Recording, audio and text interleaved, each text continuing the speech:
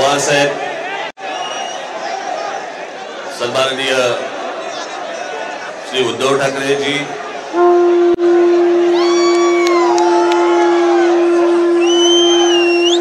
श्री जयंतराव पाटील,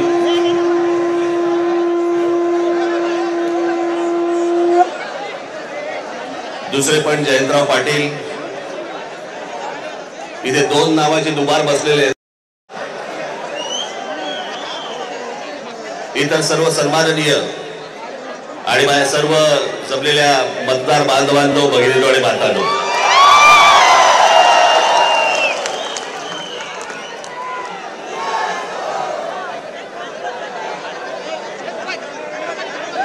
आजचा मोर्चा हा राग दाखवण्याचा, ताकद दाखवण्याचा मोर्चा आहे.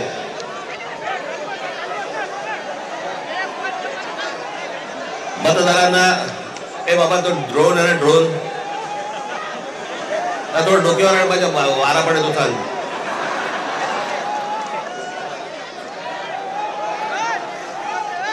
हा राग व्यक्त करण्याचा, ताकद दाखवण्याचा, दिल्लीपर्यंत समजण्याचा, समजावून सांगण्याचा हा मोर्चा आहे. या विषयामध्ये अनेक लोकांनी, माझ्या सकट सर्वांनीच या विषयावरती अनेकदा भाष्य केलेलं आहे, भाषणं दिलेली आहेत, बोललेलो आहे. तोच विषय तुम्हाला नव्याने सांगण्यासारखं असं काहीच नाही. आज तुम्ही सगळेजण खूप बरेच लांबून सगळीकडनं आलेला आहात. सर्वप्रथम आपणा सर्वांचे मी आभार मानतो की आपण सर्वजण मोठ्या ताकदीने आज इथे मोर्चाला जमलात.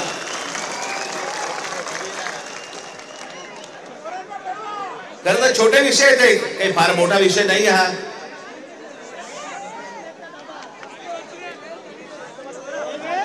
आम्ही बोलतो आहोत, उद्धव ठाकरे बोलतायत, शरद पवार साहेब बोलतायत की याच्यामध्ये दुबार मतदार आहेत. शेतकरी कामगार पक्ष बोलतोय, कम्युनिस्ट पार्टीचे लोक बोलतायत, काँग्रेसचे लोक बोलतायत, सगळे सगळे बोलतायत. एवढंच नव्हे, भारतीय जनता पक्षाचे पण लोक बोलतायत की दुबार मतदार आहेत. शिंदेचे लोक बोलतायत दुबार मतदार आहेत. अजित पवारांचे लोक म्हणतायत दुबार मतदार आहेत. अरे मग अडवलंय कोणी? मग हा निवडणूक घेण्याची घाई का करतात? साधी गोष्ट आहे, मतदार याद्या साफ करा आणि मतदार याद्या साफ केल्यानंतर त्या पूर्ण पारदर्शक केल्यावरती मग जेव्हा निवडणुका होती त्याच्यानंतर यश कोणाचं, अपयश कोणाचं, सगळ्या गोष्टी मान्य. पण सगळं लपून लपून लपून छपून जे चालू आहे ते कशासाठी? पण मी आज 2-3 गोष्टी तुम्हाला आज दाखवण्यासाठी इथे आणलेले आहेत.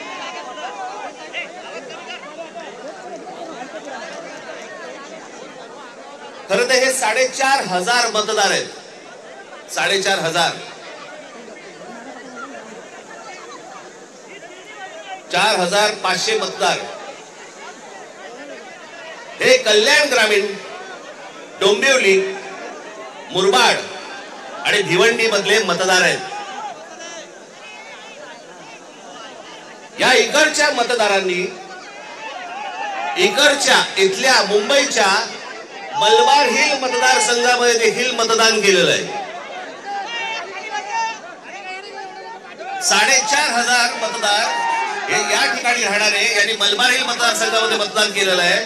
त्यातल्या अगदी नावाला म्हणून मी तुमच्यासाठी हे एवढे मतदार आहेत, हे एवढ्या लोकांनी हे तिथे राहत आहेत, तिथेही मतदान केलं आणि मलबार हिल मध्ये देखील मतदान केलं. ह्याच्यातली पण मी आता जस्ट फक्त 3 नावं आणली. प्रभाकर तुकाराम पाटील, राम महादू भोईर आणि गजानन पुंडलिक भोईर ही त्यांची मतदार यादी आहे. या मतदार यादीमध्ये त्यांनी त्या मतदारसंघांमध्ये देखील मतदान केलेलं आहे आणि मलबार हिल मतदारसंघामध्ये देखील मतदान केलेलं आहे. असे लाखो लोक आहेत महाराष्ट्रभर की जे या मतदानासाठी म्हणून वापरले गेले.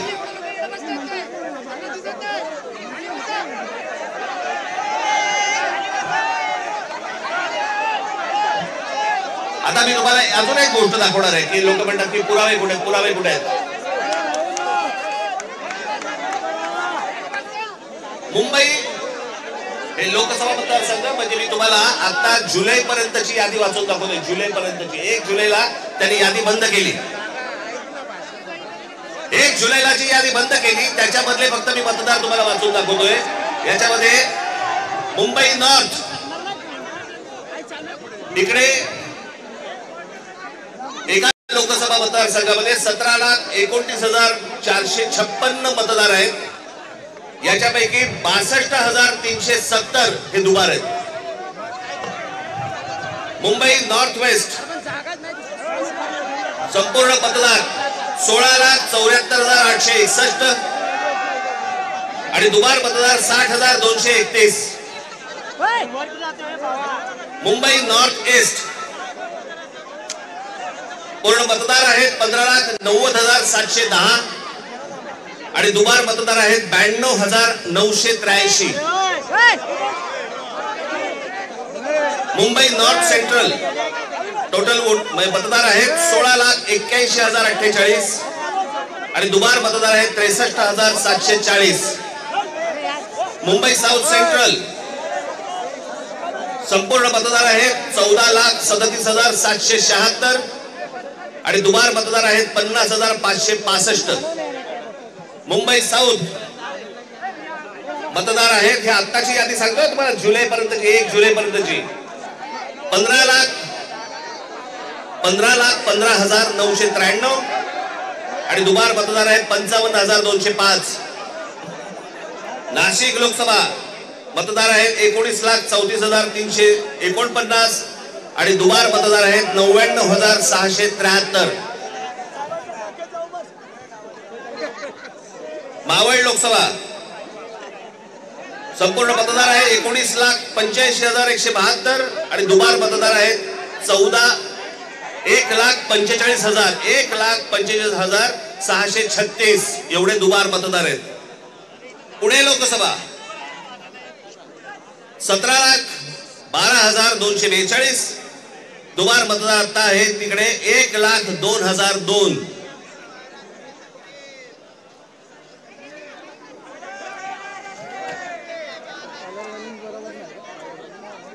हे ठाणे लोकसभा. ठाणे लोकसभा इथे दुबार मतदार 2,09,981. लोक म्हणतील की बाबा हे आकडे तो बोलून दाखवलेत, पुरावा कुठे आहे?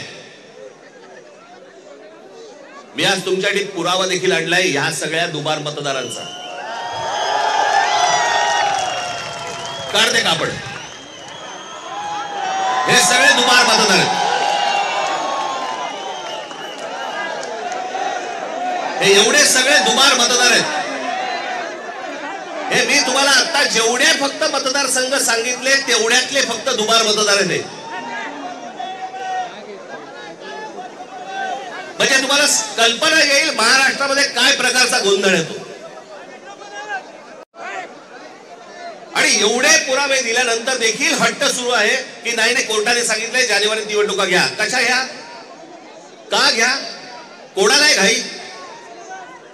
5 वर्ष निवडणुका घेतल्या नाहीयेत. 5 वर्ष. अजून 1 वर्ष गेलं तर काय फरक पडणार आहे? काय फरक पडतो? 5 वर्ष काही फरक नाही पडला. अजून 1 वर्ष गेलं. पण जी माणसं भरली आहेत आतमध्ये त्याचं काय करायचं? मग त्याच्यातल्या त्याच्यात निवडणुका आटपून घ्यायच्या आणि पुन्हा यश पदवी पाडायचं. याला काय निवडणुका म्हणतात? या निवडणुका अशा याच्यात तर लोकशाही तरी टिकेल. एका आमदाराचा भाऊ सांगतो की मी 20,000 मतं बाहेरून आतमध्ये आणली.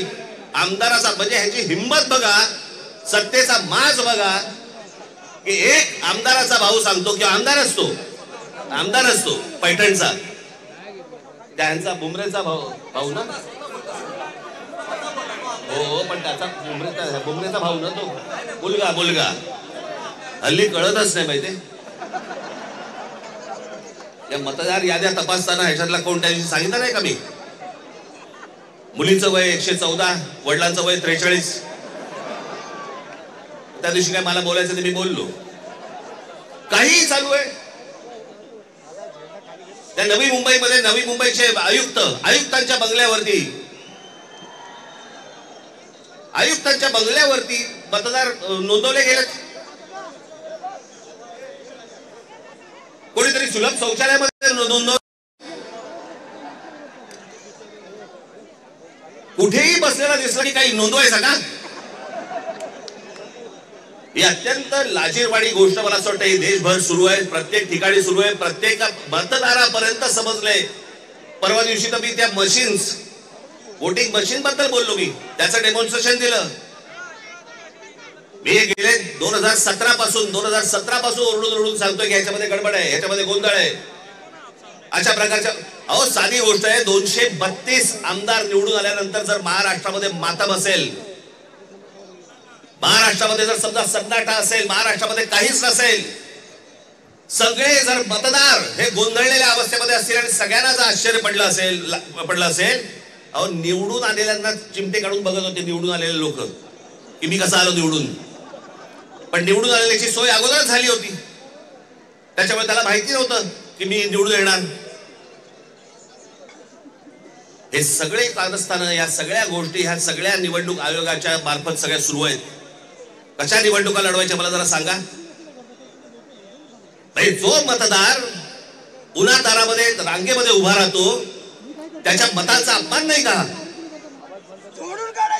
म्हणजे मतदारांनी मतदान नोंदवायचं, कुठेही करायचं, पण मॅच अगोदरच फिक्स आहे, त्याच्या मताला काय किंमत आहे?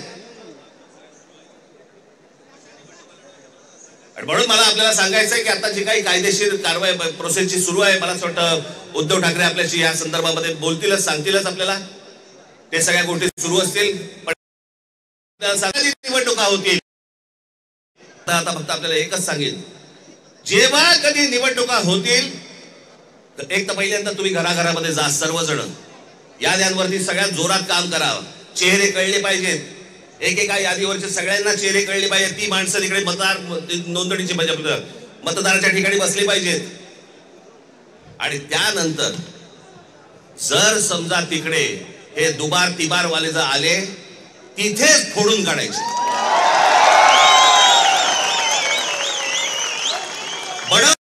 बडवायचे आणि मग पोलिसांच्या हातात द्यायचे. त्याशिवाय हे वट्टीवरती येणार नाही. त्याशिवाय हा महाराष्ट्रामधला जो चाललेला कारभार आहे हा वट्टीवरती येणार नाही. आज आपण सगळेजण इतक्या मोठ्या संख्येने इकडे सगळेजण आलात, मी आपल्या सर्वांचे आभार मानतो आणि आपली सर्वांची रजा घेतो. धन्यवाद. जय